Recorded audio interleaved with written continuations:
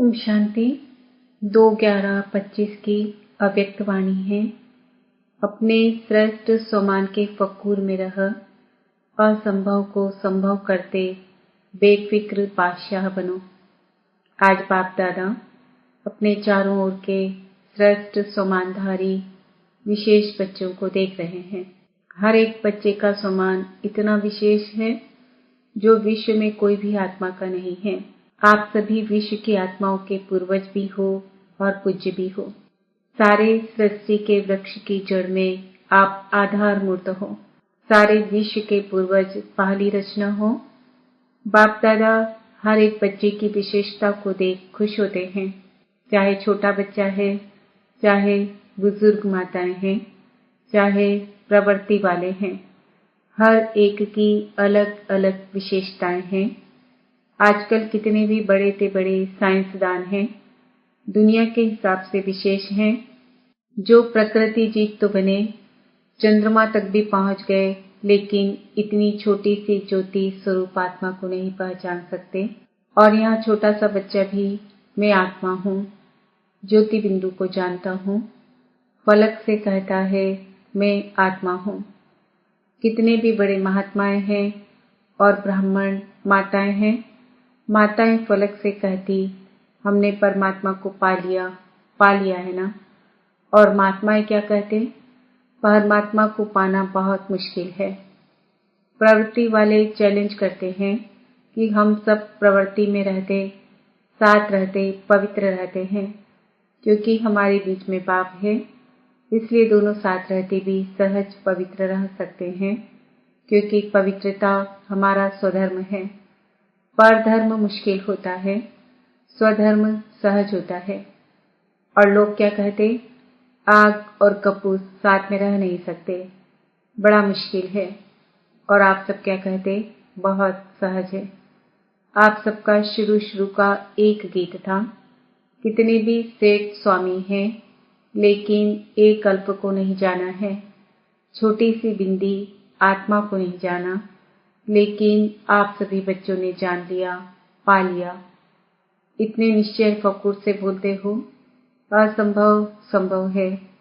बाप दादा भी हर एक बच्चे को विजयी रत्न देख हर्षित होते हैं। क्योंकि हिम्मते बच्चे मददे बाप है, इसलिए दुनिया के लिए जो असंभव बातें हैं वह आपके लिए सहज और संभव हो गई है। फकूर रहता है कि हम परमात्मा के डायरेक्ट बच्चे हैं। इस नशे के कारण, निश्चय के कारण, परमात्मा बच्चे होने के कारण माया से भी बचे हुए हो। बच्चा बनना अर्थात सहज बच जाना। तो बच्चे हो और सब विघ्नों से, समस्याओं से बचे हुए हो। तो अपने इतने श्रेष्ठ स्वमान को जानते हो ना। क्यों सहज है? क्योंकि आप साइलेंस की शक्ति द्वारा परिवर्तन शक्ति को कार्य में लगाते हो। नेगेटिव को पॉजिटिव में परिवर्तन कर लेते हो। माया कितनी भी समस्या के रूप में आती है, लेकिन आप परिवर्तन की शक्ति से, साइलेंस की शक्ति से समस्या को समाधान स्वरूप बना देते हो। कारण को निवारण रूप में बदल देते हो। है ना इतनी ताकत? नेगेटिव को पॉजिटिव करने की विधि सिखाते हो। यह परिवर्तन शक्ति बाप द्वारा वर्षे में मिली है। एक ही शक्ति नहीं, सर्व शक्तियां परमात्मा वर्षा मिला है। इसलिए बाप दादा हर रोज कहते हैं, हर रोज मुरली सुनते हो ना, तो हर रोज बाप दादा यही कहते, बाप को याद करो और वर्षे को याद करो। बाप की याद भी सहज क्यों आती है? जब वर्षे की प्राप्ति को याद करते तो बाप की याद प्राप्ति के कारण सहज आ जाती है। हर एक बच्चे को यह रूहानी फकूर रहता है। दिल में गीत गाते हैं, पाना था वो पा लिया। सभी के दिल में यह स्वतः ही गीत बजता है ना, फकूर है ना। जितना इस फकूर में रहेंगे तो फकूर की निशानी है, बेफिक्र होंगे। अगर किसी भी प्रकार का संकल्प में, बोल में या संबंध संपर्क में फिक्र रहता है तो फकूर नहीं है। बाप दादा ने बेफिक्र बादशाह बनाया है। बेफिक्र हो या कभी कभी फिक्र आ जाता है, जब बाप बेफिक्र है तो बच्चों को क्या फिक्र है। बाप दादा ने तो कह दिया है, सब फिक्र व किसी भी प्रकार का बोझ है तो बाप दादा को दे दो। बाप सागर है ना, तो बोझ सारा समा जाएगा। कभी बाप दादा बच्चों का एक गीत सुन के मुस्कुराता है। कौन सा गीत? क्या करें कैसे करें, कभी कभी तो गाते हो ना। बाप दादा तो सुनता रहता है, लेकिन बाप दादा सभी बच्चों को यही कहते हैं, हे मीठे बच्चे, लाडले बच्चे, साक्षी दृष्टा की स्थिति की सीट पर सेट हो जाओ और सीट पर सेट होके खेल देखो, बहुत मजा आएगा। वाह! त्रिकालदर्शी स्थिति में स्थित हो जाओ। सीट से नीचे आते इसलिए अपसेट होते हो, सेट रहो तो अपसेट नहीं होंगे। कौन सी 3 चीजें बच्चों को परेशान करती है? चंचल मन, भटकती बुद्धि और पुराने संस्कार। बाप दादा को बच्चों की एक बात सुनकर हंसी आती है। कहते हैं, बाबा क्या करें, मेरे पुराने संस्कार है ना। बाप दादा मुस्कुराता है, जब कह ही रहे हो मेरे संस्कार, तो मेरा बनाया है, तो मेरे पर तो अधिकार होता ही है। जब पुराने संस्कार को मेरा बना दिया तो मेरा तो जगह लेगा ना। क्या ये ब्राह्मण आत्मा कह सकती है मेरे संस्कार? मेरा मेरा कहा है तो मेरे ने अपनी जगह बना दी है। आप ब्राह्मण मेरा नहीं कह सकते।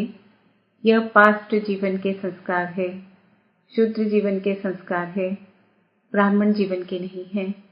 तो मेरा मेरा कहा है तो वह भी मेरे अधिकार से बैठ गए हैं। ब्राह्मण जीवन के श्रेष्ठ संस्कार जानते हो ना, और यह संस्कार जिनको आप पुराने कहते हो वह भी पुराने नहीं है। आप श्रेष्ठ आत्माओं का पुराने ते पुराना संस्कार अनादि और आदि संस्कार है। यह तो द्वापर मध्य के संस्कार है, तो मध्य के संस्कार को बाप की मदद से समाप्त कर देना कोई मुश्किल नहीं है। परंतु होता क्या है, बाप जो सदा आपके साथ कंबाइंड है, उससे कंबाइंड जान सहयोग नहीं लेते। कंबाइंड का अर्थ ही है समय पर सहयोगी, लेकिन समय पर सहयोग न लेने के कारण मध्य के संस्कार महान बन जाते हैं। बाप दादा जानते हैं कि सभी बच्चे बाप के प्यार के पात्र हैं, अधिकारी हैं। बाप दादा भी जानते हैं प्यार में मेजॉरिटी पास है। यह परमात्मा प्यार दिल को आराम देने वाला है। बाप दादा यही चाहते हैं कि सब पूजनीय आत्माएं हैं, तो पूजनीय आत्माओं का विशेष लक्षण दुआएं देना ही है। तो आप सभी जानते हो कि आप सभी पूजनीय आत्माएं हो, तो ये दुआ देना अर्थात दुआ लेना अंडरस्टूड हो जाता है। जो दुआ देता है, जिसको देते हैं, उसकी दिल से बार बार देने वाले के लिए दुआ निकलती है। तो है पूज्य आत्माएं, आपका तो निजी संस्कार है दुआ देना, अनादि संस्कार है दुआ देना। जब आपके जड़ चित्र भी दुआ दे रहे हैं, तो आप चैतन्य पूज्य आत्माओं का तो दुआ देना, यह नेचुरल संस्कार है। इसको कहो मेरा संस्कार। मध्य द्वापर के संस्कार नेचुरल और नेचर हो गए हैं। वास्तव में यह संस्कार दुआ देने के नेचुरल नेचर है। जब किसी को दुआ देते हैं तो वह आत्मा कितनी खुश होती है, वह खुशी का वायुमंडल कितना सुखदायी होता है। अपनी नेचुरल नेचर बनाते हुए भी आगे भी करते कराते रहना। सभी अपने को सदा मैं पूज्य आत्मा हूँ, मैं बाप की श्रीमत पर चलने वाली विशेष आत्मा हूँ, इस स्मृति को बार बार अपनी स्मृति और स्वरूप में लाना। क्योंकि हर एक से जब पूछते हैं कि आप क्या बनने वाले हो, तो सब कहते हैं हम लक्ष्मी नारायण बनने वाले हैं। राम सीता में कोई नहीं हाथ उठाता। जब लक्ष्य है 16 कला बनने का, तो 16 कला अर्थात परम पूज्य। पूज्य आत्मा का कर्तव्य ही है दुआ देना। यह संस्कार चलते फिरते सहज और सदा के लिए बनाओ। हो ही पूज्य, हो ही 16 कला। लक्ष्य तो यही है ना। बाप दादा खुश है कि जिन्होंने भी किया है, उन्होंने अपने मस्तक में विजय का तिलक पाप द्वारा लगा दिया। साथ में सेवा के समाचार भी बाप दादा के पास सबकी तरफ से, वर्गों की तरफ से, सेंटर की तरफ से बहुत अच्छी रिजल्ट सहित पहुंच गए हैं। सफलता तो आपके गले का हार है। बाप के गले के भी हार हो। बाप ने याद दिलाया था कि कभी भी हार नहीं खाना, क्योंकि आप बाप के गले के हार हो। तो गले का हार कभी हार नहीं खा सकता। तो हार बनना है या हार खानी है? हार कभी नहीं खाना। हार खाने वाले तो अनेक करोड़ों आत्माएं हैं। आप हार बन के गले में पिरोए गए हो। तो संकल्प करो, बाप के प्यार में माया कितने भी तूफान सामने लाए, लेकिन मास्टर सर्वशक्तिवान आत्माओं के आगे तूफान भी तोहफा बन जाएगा। ऐसा वरदान सदा याद रखो। कितना भी ऊंचा पहाड़ हो, पहाड़ बदल के रूई बन जाएगा। अभी समय की समीपता प्रमाण वरदानों को हर समय अनुभव में लाओ। अनुभव की अथॉरिटी बनो। जब चाहो तब अपने अशरीरी बनने की, फरिश्ता स्वरूप बनने की एक्सरसाइज करते रहो। अभी अभी ब्राह्मण, अभी अभी फरिश्ता, अभी अभी अशरीरी। चलते फिरते कामकाज करते हुए भी 1 मिनट 2 मिनट निकाल अभ्यास करो। चेक करो, जो संकल्प किया वही स्वरूप अनुभव किया। अच्छा, चारों ओर के सदा श्रेष्ठ समानधारी, सदा स्वयं को परम पूज्य और पूर्वज अनुभव करने वाले, सदा अपने को हर सब्जेक्ट में अनुभवी स्वरूप बनाने वाले, सदा बाप के दिल तख्त नशीन, भ्रकुटी के तख्त नशीन, सदा श्रेष्ठ स्थिति के अनुभव में स्थित रहने वाले, चारों ओर के सभी बच्चों को याद, प्यार और नमस्ते। परिवर्तन की शक्ति वालों को बाप दादा अमर बहु का वरदान दे रहे हैं। जिन सेवाधारियों ने श्रीमत को पूरा फॉलो किया है, ऐसे फॉलो करने वाले बच्चों को बाप दादा कहते।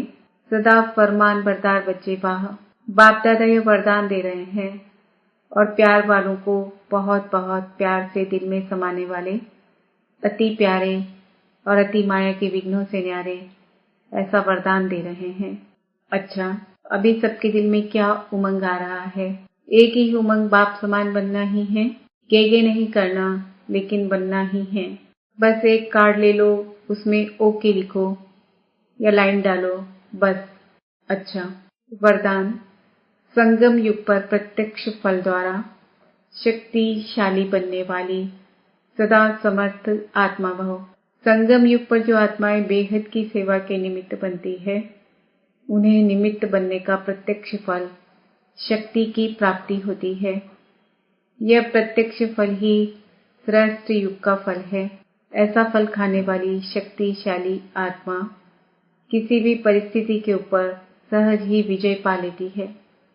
वह समर्थ बाप के साथ होने के कारण व्यर्थ से सहज मुक्त हो जाती है। जहरीले सांप समान परिस्थिति पर भी उनकी विजय हो जाती है।